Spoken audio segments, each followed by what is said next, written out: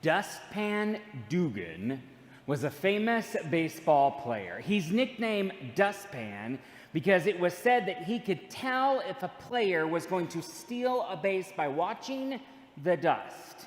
He played for then the Philadelphia Athletics in the 1930s.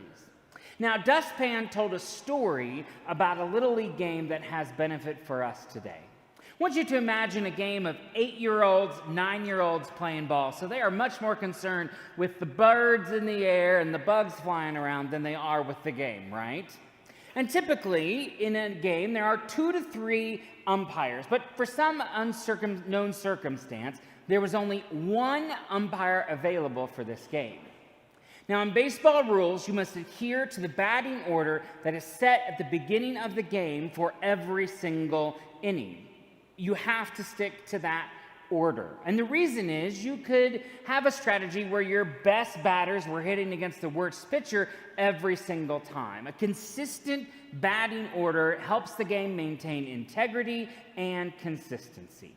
So the game is tied. It's the bottom of the 5th, and the coach of the team, not at bat, realizes that the first baseman wasn't hitting in the order he was supposed to.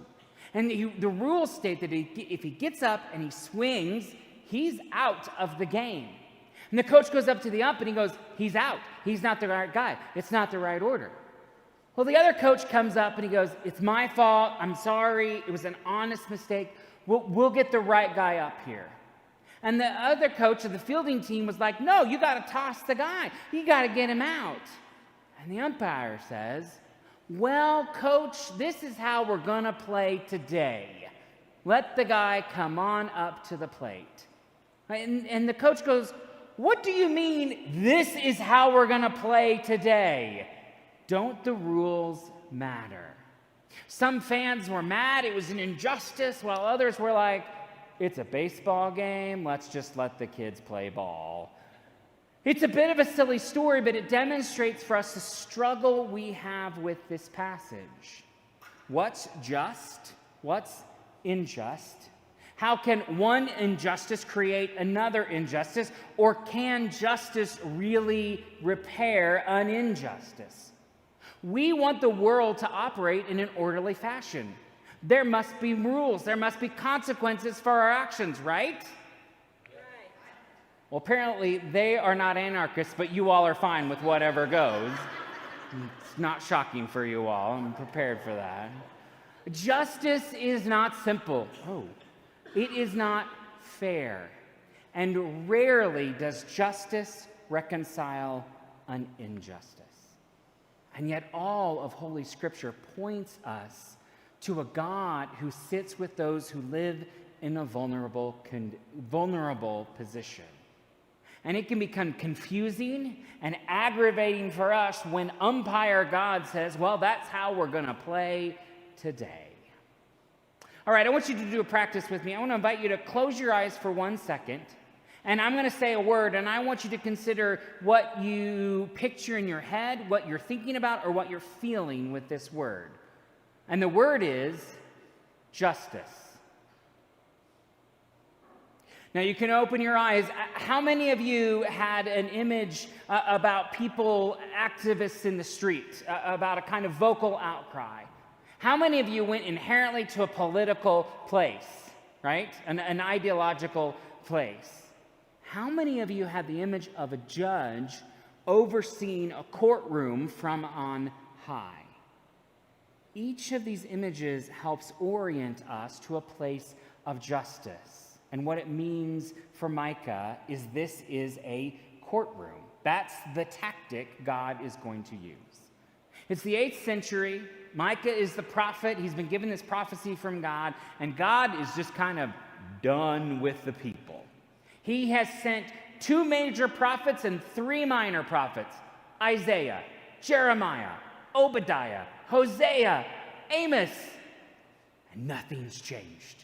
The Assyrians have sacked Israel. They burned Jerusalem to the ground, and still the Israelites are worshiping the Assyrian idol Imasu. The people have failed to get the message. So God decides we're going to do something totally different. We're going to create a courtroom. God says, plead your case for the mountains and the hills. Let them hear your voice. For the Lord has a controversy with his people and will contend with Israel.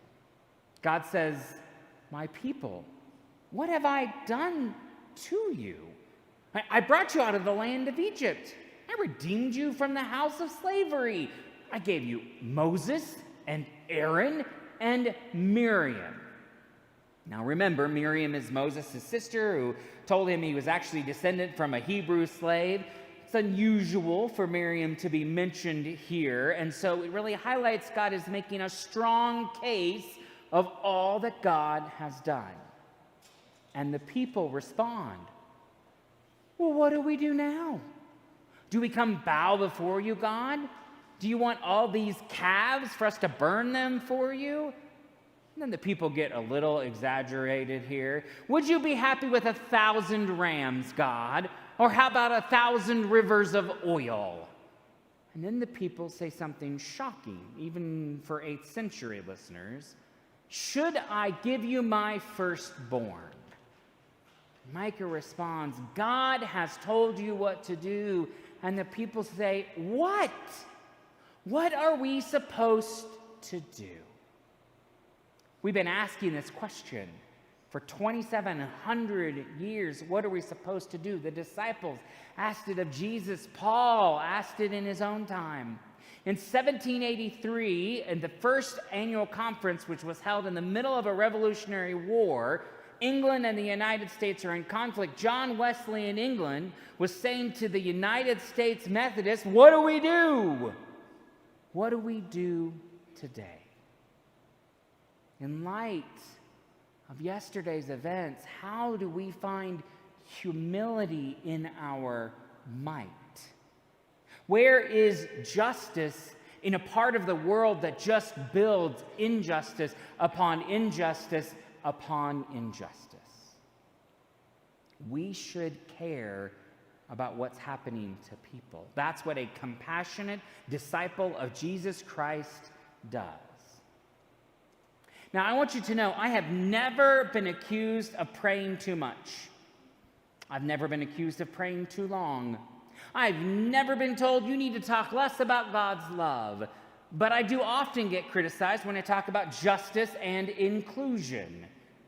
Justice, it seems to the prophet, is a pretty foundational part of God's reign coming into existence. The prophets think it matters. The first act we are to do is justice. We're to look at our world and ask ourselves, where is injustice happening? But the challenge is we live in a world where injustice seems to be televised at every turning moment. We jump from one overwhelming news story to another, and we end up so horrified and angry that we just sit there, unable to even process our emotions. We feel powerless to bring any lasting change into the world. There are heartbreaking images coming out of the Middle East. COVID is still a reality of our world. There is war in Ukraine, Russia, Iran, Israel, Palestine. There are questions about who we are as a country. There are heat waves, and I don't mean right here, and climate extremes.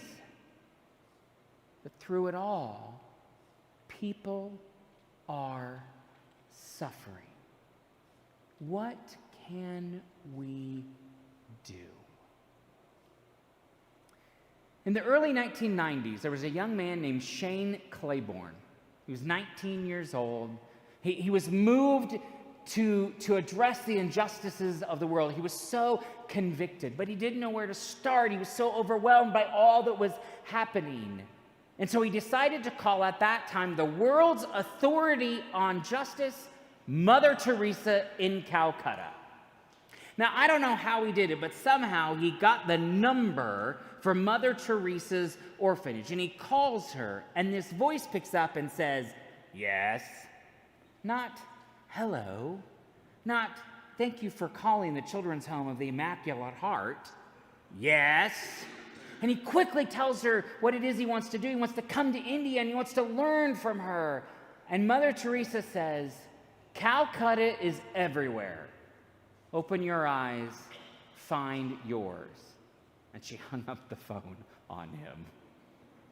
What are we to do? We're to stand with people who are hurting. We're to be with people who are suffering.